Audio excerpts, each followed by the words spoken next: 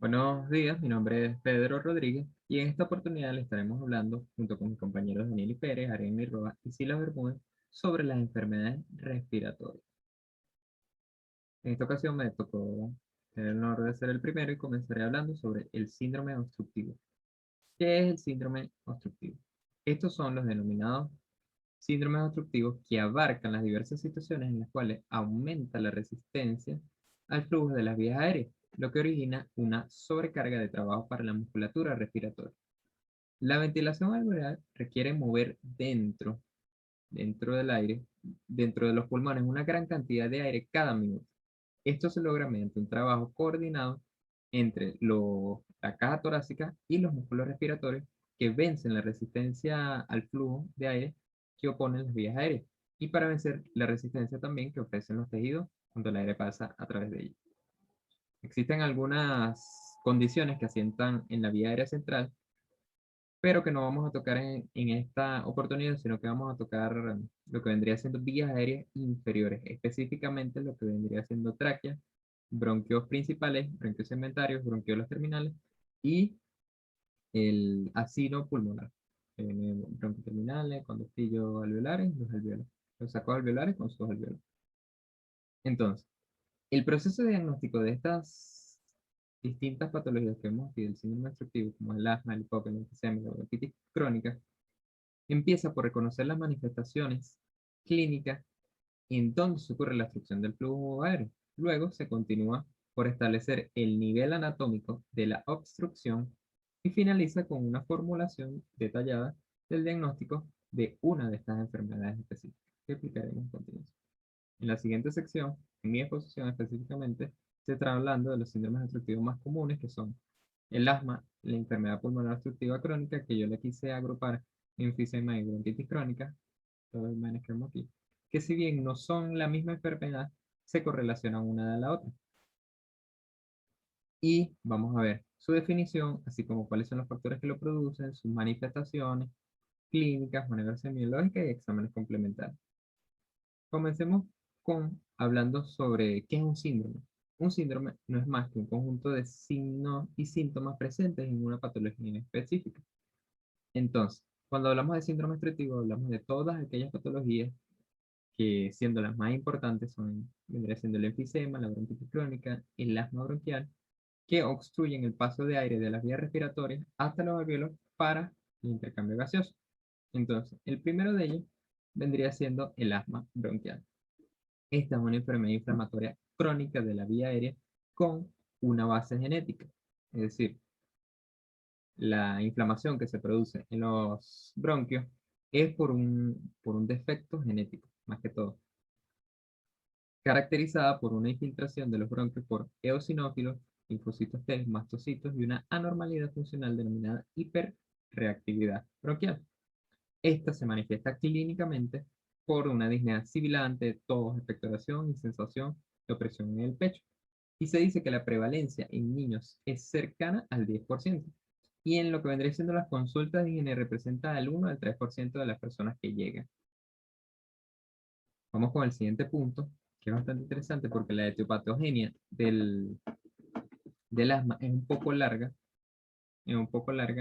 y no es del todo complicada, pero es un tema que se debe explicar en otras asignaturas. En cuanto a semiología, nos vamos a dedicar a asegurarnos, a resumir, en medias cuentas, que es una hiperreactividad bronquial que frente a un agente desencadenante, ya sea el polen, frío, ejercicio, polvo, etcétera, reacciona y causa una crisis obstructiva, hipersecreción de moco e inflamación, que puede ser reversible espontáneamente o con fármacos denominados broncodilatadores.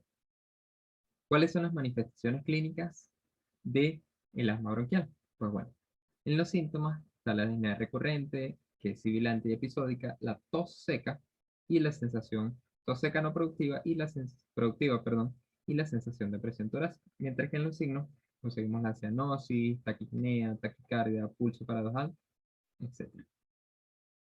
¿Cuáles son las maniobras semiológicas que se van a realizar al momento de diagnosticar asma? Pues bueno, son todas estas. En cuanto a la inspección, se debe visualizar el uso de la musculatura accesoria y la presencia de tiraje intercostal, ya que el paciente se le está dificultando entrar oxígeno a sus pulmones y va a necesitar expandirse para poder jalar, como por así decirlo, más cantidad de aire. En cuanto a la palpación, se va a realizar esta maniobra que hemos dicho, amplaxación inferior y superior, para ver que se va a presentar una disminución de la expansión torácica. En cuanto a la percusión, se va a oír una hipersonoridad y el descenso, y se va a encontrar en el diafragma descendido. Y en cuanto a la ocultación, se van a oír sibilancias, roncos generalizados, murmullo pulmonar disminuido y una expiración prolongada. Los exámenes complementarios son todos estos que vemos aquí, y no es más que la espirometría forzada con prueba broncodilatadora, la monitorización del flujo respiratorio máximo, la prueba de provocación bronquial, fracción de sala de óxido nítrico, radiografía de tórax y la prueba cutánea de alergia. Todos estos exámenes complementarios son útiles para dar un diagnóstico específico del asma y miden más que todo la cantidad de aire que es tanto ingresada, tanto inspirada como expirada. Ahora, la enfermedad pulmonar obstructiva crónica yo la quise agrupar en enfisema y bronquitis crónica, y la quise dividir en las mismas diapositivas porque son enfermedades que, si bien no se parecen en su fisiopatología y en eso, son, son una de la otra.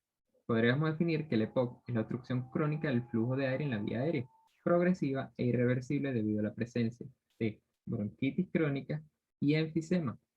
Cabe destacar que ambos procesos deben existir en conjunto para denominar EPOC. Entonces, ¿qué vendría siendo el enfisema?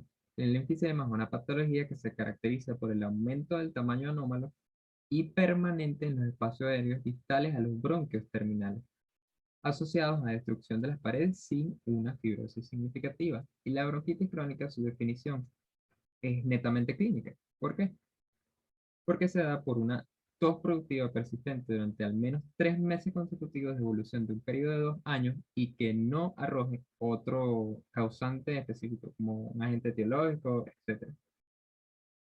Esta bronquitis crónica y el enfisema son frecuentes en fumadores, habitantes de ciudades afectadas por contaminación, etcétera, etcétera. ¿Cuál es la etiopatogenia o el origen de estas enfermedades? El principal factor en cuanto al enfisema es la inhalación del humo del tabaco, personas fumadoras y otras partículas lesivas que son el principal productor del daño epitelial y de la inflamación. Se ha demostrado también que hay pacientes que tienen una predisposición genética. ¿Qué quiere decir esto? Que tienen una deficiencia de la proteasa alfa-1 antitripsina, lo que favorece aún más la ruptura de la estabilidad alveolar con esa insuflación. La etiopatogenia, lo que vendría siendo la bronquitis crónica, es que es una hipersecreción de moco que comienza en las vías, primero comienza en las vías respiratorias grandes. Y aunque la causa más grande es el tabaquismo, también se pueden contribuir a otros contaminantes aéreos como el dióxido de azufre y el dióxido de nitrógeno. Estos irritantes ambientales inducen hipertrofia de las glándulas mucosas de la tráquea y los bronquios, así como un aumento marcado de las células caliciformes secretoras de mucina en las superficies epiteliales de los bronquios, como vemos aquí, de menor tamaño y también los bronquiolos. Estos irritantes también producen una inflamación caracterizada por infiltración de macrófagos, neutrófilos y linfocitos. ¿Cuáles son las manifestaciones clínicas del enfisema? Bueno, las manifestaciones clásicas es que en el enfisema, que no tiene un componente bronquítico, es la de un paciente con tórax en barril y disneico, o sea, con dificultad respiratoria, con una explicación claramente prolongada que se sienta en una posición inclinada hacia adelante. En cuanto a la bronquitis crónica, la disnea se presenta como el primer síntoma. Y en pacientes con bronquitis crónica o bronquitis asmática crónica subyacente, la tos y la sibilancia pueden ser los síntomas iniciales. La pérdida de peso es frecuente y puede ser lo suficientemente grave como para que haga sospechar un tumor maligno oculto. Y las pruebas de función pulmonar muestran reducción de la fracción expiratoria ventilatoria y la capacidad vital forzada normal o casi normal. ¿Cuáles son las maniobras semiológicas que se van a realizar? Para ambas son las mismas, ya que generalmente una enfermedad va asociada a la otra. Si la persona tiene bronquitis crónica, es posible que presente enfisema y viceversa. En cuanto a la infección, se visualiza el uso también, debido a la disnea, de la musculatura accesoria y la presencia del tiraje intercostal y del tórax en tonel. En la palpación, se refleja una disminución de la expansión respiratoria y de las vibraciones vocales por la maniobra nombrada anteriormente. En la percusión se oye hipersonoridad y en la ocultación el murmullo pulmonar está disminuido y la expiración se encuentra prolongada. Eso como un medio compensatorio de que los pulmones están, o de que el organismo está tratando de meter más aire a los pulmones. Y en cuanto a los exámenes complementarios, también son los mismos y ayudan en gran manera, ya que la radiografía de tórax se puede objetivar un aumento del diámetro vertical, un aplanamiento de los diafragmas y una horizontalización de las costillas. Y un hallazgo típico del enfisema es el corazón en forma de gota, como vemos aquí, acompañado de una pérdida de la vasculatura pulmonar, particularmente apical, donde los vasos existentes se afinan y pierden su ramificación. La espirometría también puede mostrar la existencia o no de obstrucción del flujo aéreo, mientras que la curva flujo-volumen posibilita además establecer si la obstrucción asienta en las vías periféricas o en las centrales. Y la tomografía de tórax, tomografía computarizada de tórax en corte fino, los nitrógenos permiten su diagnóstico con alto grado de certeza. Como vemos aquí, vemos todos estos puntos negros que vemos aquí en enfisema que se ha producido en los pulmones de ese paciente. Muchas gracias. Es Danielis Pérez y voy a hablar sobre las enfermedades de la pleura, enfocándonos en el derrame pleural y el neumotórax. El derrame pleural no es más que la acumulación excesiva de líquido en el espacio pleural. Este espacio existe entre las dos pleuras. La pleura visceral es la que está adherida al pulmón y la pleura parietal que está en contacto con la pared torácica. En medio de estas dos hay líquido pleural que sirve como sistema de acoplamiento. Cuando hay una producción moderada, una acumulación moderada de este líquido, se puede compensar a través de la absorción linfática. Cuando los límites pasan, la acumulación es excesiva y pasa los límites de la absorción linfática, se produce lo que se conoce como derrame pleural.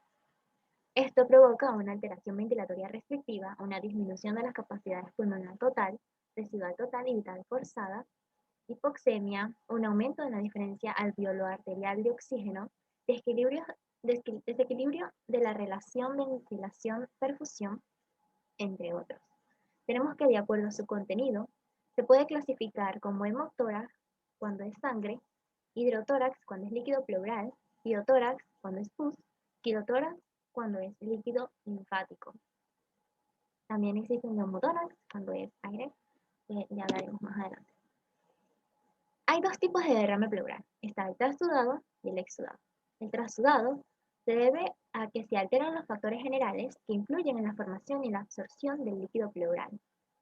Esto ocurre cuando hay insuficiencia ventricular izquierda, cirrosis, entre otros, y se caracteriza por su bajo contenido en proteínas. Este es más sistémico. El exudado se debe a que se alteran los factores locales que influyen en la formación y la absorción del líquido pleural, como lo es en la neumonía bacteriana, en las neoplasias, en la infección viral, en la embolia, entre otros. Este es más local, más del pulmón, como se dice. En su fisiopatología tenemos que la acumulación excesiva de este líquido puede deberse a la alteración del líquido, del equilibrio entre las presiones hidrostáticas y coloidosmóticas, en la alteración de la permeabilidad capilar y mesotelial. Fisiológicamente, la fuerza de absorción es superior al de la filtración. Por lo tanto, cuando se acumula el líquido, puede deberse a un aumento de la presión hidrostática, a una disminución de la presión oncótica en la circulación microvascular, a un aumento de la permeabilidad en la circulación microvascular, un aumento de fluido pulmonar intersticial disminución del drenaje linfático, movimiento de líquido desde otras cavidades, como puede ser la peritoneal o retroperitoneal, entre otras.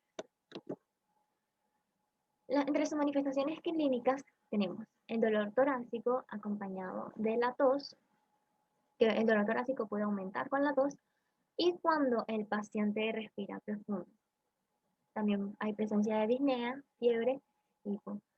En la exploración física tenemos que hay matidez en la perfusión y en los derrames muy grandes puede verse un ligero abombamiento.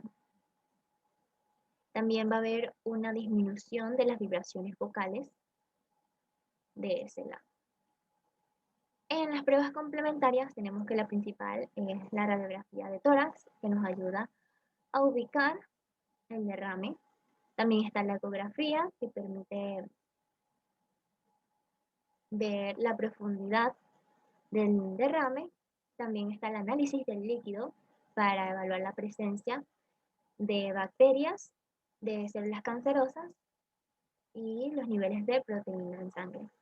La tomografía computarizada no es una prueba rutinaria, pero se realiza para evaluar el parénquima pulmonar subyacente cuando se sospecha infiltración o masas, para evaluar la presencia de masas o infiltración cuando el pulmón está oculto por el derrame, no se puede ver. En el diagnóstico diferencial tenemos en el derrame pleural transudativo está la insuficiencia cardíaca congestiva, la cirrosis, el síndrome nefrótico, obstrucción de la vena cava superior, ixedema, entre otros. En el derrame pleural exudativo está la neoplasia, las infecciones, la exposición al asbesto, la sarcoidosis, el neumotórax, entre otras. Ahora, el neumotórax es la acumulación de aire en el espacio pleural, provocando una presión, ejerciendo una presión en la parte externa del pulmón, lo cual lo hace colapsar. El neumotórax puede ser espontáneo, traumático o hipertensivo. El neumotórax espontáneo no hay un traumatismo torácico, no hay antecedentes de traumatismo torácico y se debe a la existencia de áreas débiles en la pleura parietal. Tenemos el primario, que aquí no hay ninguna neumopatía subyacente y se debe más que todo a que se revientan las llagas pulmonares. El espontáneo secundario sí se relaciona a una anomalía pulmonar, mayormente es una enfermedad restrictiva. Ahora, el neumotórax traumático se debe a un traumatismo penetrante o no penetrante. El neumotórax hipertensivo puede ocurrir por ventilación mecánica o por los esfuerzos de reanimación. Se debe a que hay la existencia de un defecto entre la vía respiratoria y la pleura que actúa como válvula unidireccional. Esto quiere decir que ese defecto va a permitir que el aire entre durante la inspiración, pero no salga durante la expiración, provocando una presión en el pulmón. En su fisiopatología tenemos que la presión intratorácica, la presión intrapleural, es menor que la presión atmosférica. Por lo tanto, cuando se produce una perforación en la pleura visceral, el aire alveolar se traslada al espacio pleural, aumentando así la presión intrapleural, la cual iguala a la presión atmosférica, y el paciente deja de ventilar por ese pulmón, por el pulmón afectado. Cabe destacar que cualquier neumotórax puede convertirse en un neumotórax hipertensivo, debido a que la acumulación de aire ejerce presión en el pulmón, trasladando o desviando el mediastino, ocasionando problemas circulatorios y problemas cardíacos. En sus manifestaciones clínicas tenemos el dolor torácico con disnea. También está la tos seca, el síncope, la hipoxemia, la hipercapnia, la alcalosis respiratoria, entre otros. La prueba complementaria, entre sus pruebas complementarias, la principal es la radiografía de tórax, que permite confirmar el diagnóstico al identificar la línea de la pleura visceral, que es esta que vemos aquí. También hay una hiperclaridad y hay ausencia de la trama vascular. En la exploración física tenemos una hiperresonancia a la percusión, va a haber una ausencia de frémito, una hiperresonancia a la percusión, una disminución de los ruidos respiratorios y puede haber una desviación de la tráquea por, como ya expliqué, la fuerza que hace el aire desviando el mediastino. En su diagnóstico diferencial está el neumotórax espontáneo primario, el neumotórax espontáneo primario o secundario, provocado por una enfermedad pulmonar obstructiva, entre otras, neumotórax iatrogénico, neumotórax a tensión, neumonía, pericarditis, rotura de aneurisma aórtico, tromboembolismo pulmonar, entre otros. Buen día, ¿cómo están? Mi nombre es Serena Roa. Voy a dar continuidad del tema con el síndrome de condensación pulmonar, que abarcará también lo que es neumonía y atelectasia. Iniciando con el síndrome de condensación pulmonar, se puede decir que el parénquima pulmonar tiene una estructura heterogénea que está constituida por espacios aéreos separados entre sí por tabiques interalveolares. Por lo que en condiciones patológicas, esta estructura puede verse homogénea. Entonces, esto ocurre cuando los espacios aéreos se llenan de líquido o exudado, o cuando el pulmón pierde volumen a expensas de reducción de los espacios aéreos y va a quedar colapsado. Entre su etiopatogenia se encuentra que la etiología más común es la neumonía, pero se puede decir en líneas generales que cualquier germen es capaz de infectar el pulmón y puede generar un síndrome de condensación, pero para que esto llegue a pasar, la infección debe ser lo suficientemente extensa para que se lo pueda notar en la clínica. En cuanto a la atelectasia, puede ser causada por tumores bronquiales, cuerpos extraños, secreciones espesas o coágulos, neumotórax o un derrame pleural. En el examen complementario tenemos la radiografía de tórax, que es la más común, la más económica y puede llegar a darnos un diagnóstico, pero no puede determinar cuál es el agente causal de la neumonía o atelectasia. En la tomografía computarizada, esta puede ser un método de elección para el diagnóstico y la evaluación de la extensión de la enfermedad. Por último, los gases en sangre arterial, que nos puede decir si hay hipoxemia con hipocapnia o sin ella. En cuanto al diagnóstico diferencial, se puede generar un diagnóstico diferencial radiológico entre la atelectasia y la neumonía. En cuanto a la opacificación, se encuentra positiva en la atelectasia y negativa en la neumonía. Lo que es la deviación mediastínica, la posición del diafragma y la posición de la cisura van a estar hacia la lesión en el pulmón, mientras que la neumonía puede estar normal o contraria a la lesión. En cuanto al programa aéreo, solo va a estar positivo en la neumonía. Generando un diagnóstico diferencial entre algunas enfermedades respiratorias más comunes, se encuentra la del asma, donde en la inspección va a haber una hiperinsuflación y uso de la musculatura accesoria, mientras que el neumotórax, la atelectasia, neumonía, derrame pleural, fibrosis pulmonar y cáncer de pulmón se va a encontrar normal. En cuanto a la palpación, se puede encontrar en el asma expansión y frémito bucal disminuidos, mientras que el neumotórax va a estar ausente, en la atelectasia va a estar disminuido, en la neumonía se va a encontrar aumentado, en el derrame pleural y en la fibrosis pulmonar disminuido y en el cáncer de pulmón normal. En cuanto a la percusión, encontraremos en el asma y el neumotórax timpanismo, mientras que en la atelectasia, neumonía, derrame pleural, matidez y en la fibrosis pulmonar y cáncer normal.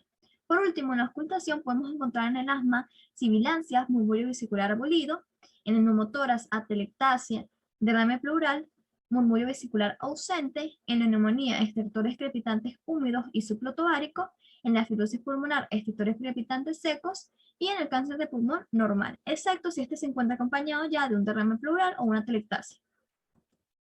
Iniciando con lo que es la neumonía, se puede decir que esta se produce cuando una infección del parénquima pulmonar provoca síntomas respiratorios bajos y se detecta un infiltrado pulmonar en radiografía torácica. En cuanto a la fisiopatología, podemos observar que las defensas innatas contra la infección va a iniciar lo que es el ingreso de un microorganismo que va a intentar ser expulsado por medio del moco y las láminas mucociliares. Además de que este va a ingresar al vaso linfático para enviar una señal por medio del ganglio linfático al sistema inmunológico adquirido, donde va a iniciar lo que son las defensas inmunitarias adaptativas. En las vías respiratorias superior va a actuar lo que es la inmunoglobina A, mientras que a nivel alveolar va a actuar lo que es la inmunoglobina G, los linfocitos T inmunitarios que van a ayudar a la segregación de moco y la defensa inmunitaria. La respuesta inflamatoria tendrá 4 estadios en la neumonía. En el primer estadio será la congestión de los pulmones que van a ser pesados, densos y rojizos. Estos se van a caracterizar por congestión vacular, líquido intraalveolar con pocos neutrófilos y frecuentemente ausencia de numerosas bacterias. Ya en el segundo estadio se va a encontrar la petrización roja, que se va a caracterizar por una exudación confluente masiva cuando los espacios alveolares se llenan de neutrófilos, eritrocitos y fibrina. Ya la fase posterior de palpitación, que va a ser la gris, se va a caracterizar por una desintegración progresiva de los eritrocitos y la persistencia de exudado fibroso supurativo. En la fase final de progresión, el exudado que ocupa los espacios alveolares se va a degradar por la digestión enzimática y producirá un detrito granular semilíquido que se va a reabsorber e ingerir por los macrófagos, lo cual va a expectorar y organizar un crecimiento en el serofibroblasto. Esto va a ser por secuencia, va a generar un ciclo vicioso en el que resultan atraídas otras células inflamatorias y se va a estimular la liberación de más citocinas. La respuesta inflamatoria es en sí la que va a ser responsable de mayor parte de las manifestaciones de la enfermedad. En cuanto a la etiopatogenia, se puede decir que la neumonía es elevada en lactantes y niños, va a disminuir considerablemente en la infancia y en la adolescencia, pero va a iniciar a ser fuerte a partir de los 50 años y mayormente después de los 65 años. Los agentes causales más comunes es la Streptococcus pneumoniae, el Haemophilus influenzae y la Staphylococcus aureus. En cuanto a sus manifestaciones clínicas van a variar dependiendo del agente etiológico. Sin embargo, también se puede decir que afecta lo que es la edad del paciente y el estado general del paciente. Pero las características usuales van a ser malestar general, fiebre, tos, que a menudo va a ser productiva con esputo purulento.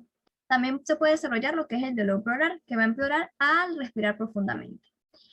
Las neumonías virales también pueden iniciar con síntomas respiratorios altos como rinorrea o dolor de garganta y tos seca. Pero en muchos casos los pacientes también van a informar de que ha sido expuesto con otra persona que tiene una infección respiratoria. Entre los hallazgos físicos para el diagnóstico de neumonía se puede encontrar temperatura mayor a 37.8 grados centígrados, frecuencia respiratoria mayor a 28 respiraciones por minuto, matidez percutora, estertores crepitantes y eufonia, los cuales van a demostrar una alta especificidad pero poca sensibilidad. En el examen físico se puede decir o se va a iniciar con lo que es con la anamnesis. Acá se le va a preguntar al paciente si ha estado con personas que han tenido alguna infección respiratoria, qué ha tenido anteriormente, cómo se ha sentido, cómo inició la enfermedad, etc. En la palpación se va a encontrar una reducción de la expansión pulmonar y un aumento de las vibraciones vocales sobre el área comprometida. A menudo se puede apreciar un frémito táctil aumentado. En la percusión se puede encontrar matidez o submatidez sobre el área afectada. En la auscultación va a aparecer desaparición del murmullo vesicular, el cual va a ser reemplazado por un soplo tubárico, además de voz, broncofonía, pectoriloquia áfona y en ocasiones egofonía. También se pueden detectar en la zona afectada crepitación o estertores en la zona afectada. En cuanto a los exámenes complementarios, se puede utilizar lo que es la radiografía de tórax, donde por lo general se nota un infiltrado en la zona afectada. También se puede realizar lo que es la tomografía computarizada, que es bastante sensible, pero esta nos puede ayudar en la naturaleza del infiltrado. No es muy común realizarla si se posee una radiografía de tórax bien realizada. Aquí podemos ver lo que es la radiografía de tórax, y antes de explicar lo que se vería en la neumonía, tenemos, o se puede decir, cómo sería una radiografía de tórax normal, donde se va a ver la silueta cardíaca, se puede ver los ángulos costodiafragmáticos y también la trama alveolar. En una neumonía lobar se puede ver lo que es una condensación homogénea, también en broncograma aéreo, que son las líneas radiolúcidas al interior de una opacidad radiopaca, además de los bordes regulares a través de las cisuras, ya que estas no los van, si es una neumonía lobar, se va a limitar hasta la cisura en la que se encuentre. Y también se va a ver lo que es el signo de la silueta, donde va a haber una pérdida del borde cardíaco o diafragmático. Ahora vamos con lo que es la atelectasia, que también es conocida como el colapso. Esta en sí es la pérdida de volumen pulmonar producida por la expansión inadecuada de los espacios aéreos. Esta puede producir derivación de la sangre oxigenada inadecuadamente procedente de las arterias pulmonares hacia las venas, por lo que va a dar lugar a un desequilibrio de ventilación, perfusión y hipoxia. Según el mecanismo subyacente y la distribución del colapso alveolar, la atelectasia se puede clasificar en tres formas, que va a ser la obstructiva, la comprensiva y la de contracción. La obstructiva también se puede conocer como atelectasia de reabsorción, por lo cual esta se va a producir cuando hay una obstrucción que impide el aire que llegue a las vías respiratorias distales. La causa más frecuente del colapso por reabsorción es la obstrucción por el bronquio. Esta es muy común a nivel de niños. También se puede dar por presencia de taponamientos mucosos, mucopurulentos, interbronquiales, pero también puede ser consecuencia de la aspiración de cuerpos extraños, bronquiectasias y presencia de tumores. En cuanto a la compresión, vamos a obtener de que habitualmente se asocia a acumulaciones de líquidos, sangre o aire dentro de la cavidad pleural. Una causa frecuente son los redames pleurales que se producen en el contexto de insuficiencia cardíaca congestiva. También se puede dar por la extracción de aire en la cavidad pleural como en el neumotórax. Y por último, la decontracción o cicatrización, que se va a producir por la pleurosis difusa o local del pulmón o la pleura, que va a impedir la expansión pulmonar. En la manifestación, aquí hablamos de lo que es la etiología, como ya se he mencionado, tumores bronquiales, cuerpos extraños, secreciones espesas o coágulos, neumotoras, derrame pleural o alguna patología extrínseca. En las manifestaciones clínicas, por lo general, esta tiende a ser asintomática y se va a diagnosticar con la radiografía de tórax, pero también se puede presentar lo que es disnea, taquipnea e hipoxemia.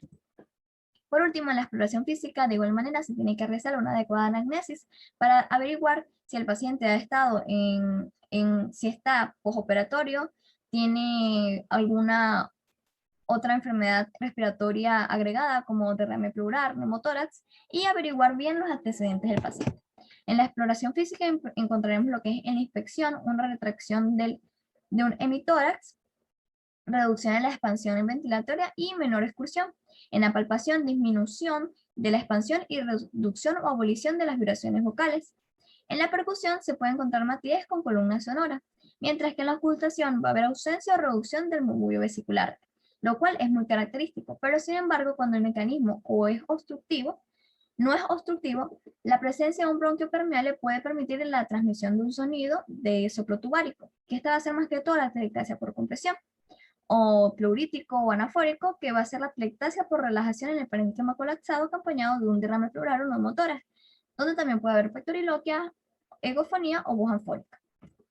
Por último, en los exámenes complementarios se puede realizar una radiografía simple que va a mostrar la pérdida del volumen pulmonar, desplazamiento de la cisura lobular, el mediastino o del diafragma hacia la unidad pulmonar afectada, como ya mencionado anteriormente.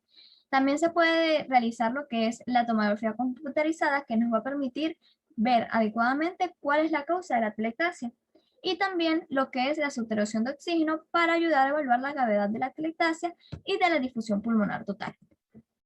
Lo que es en la radiografía del tórax, en la atelectasia, podemos encontrar signos directos de atelectasia que pueden ser aumento de la densidad pulmonar, desplazamiento de las cisuras lobulares, signos y también los signos inherentes de la atelectasia, que va a ser desplazamiento de las estructuras mediastinales, todo y la tráquea va a ser desplazado hacia el área afectada, elevación del hemidiafragma ipsilateral en la parte afectada, también una hiperinsuflación contralateral que va a ser de manera compensatoria y aproximación de las costillas ipsilaterales. Gracias por su atención. Esta ha sido la bibliografía que he utilizado por si quieren investigar más. Chao. Buenos días, mi nombre es Silos Bermúdez y yo les voy a hablar sobre el síndrome de cavitación pulmonar. La cavitación pulmonar es una pérdida de sustancia secundaria a la eliminación de pus o tejido necrosado o a la evacuación de quistes. Una variedad de procesos destruye el parénquima en procesos indiscriminatorios, como podría ser la destrucción de los tejidos de los alveolos, bronquios, de los vasos o del intersticio, es decir, de todo el parénquima. El conjunto de síntomas y signos producidos por las cavidades constituye lo que es conocido como el síndrome de la cavitación pulmonar, es decir, el conjunto de todo lo mencionado anteriormente. En su histopatogenia tenemos que para que una cavitación sea detectada clínicamente es necesario que reúna una serie de condiciones. Entre ellas tenemos, ejemplo, el tamaño, ya que no puede ser menor a 3 a 4 centímetros. La lesión, tenemos su localización, debido a que clínicamente es difícil localizarla si está alejado de la superficie. Si existe una comunicación bronquial o no, si existe una condensación del parénquima circundante o no, y su contenido, que puede ser gaseoso o estado acuoso, y dependiendo del estado de sus paredes. Las causas principales pueden ser muy variables, pero entre las principales siempre vamos a tener, por ejemplo, la tuberculosis, el carcinoma broncógeno, los accesos primitivos del pulmón, quistes congénitos, quiste hidático, el carcinoma metastásico,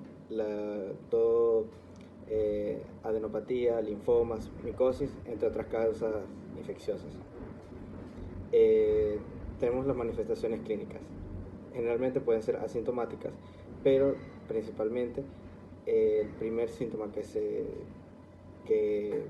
verá será una tos persistente y puede ir acompañado o no de una expectoración, la cual puede ser acompañada de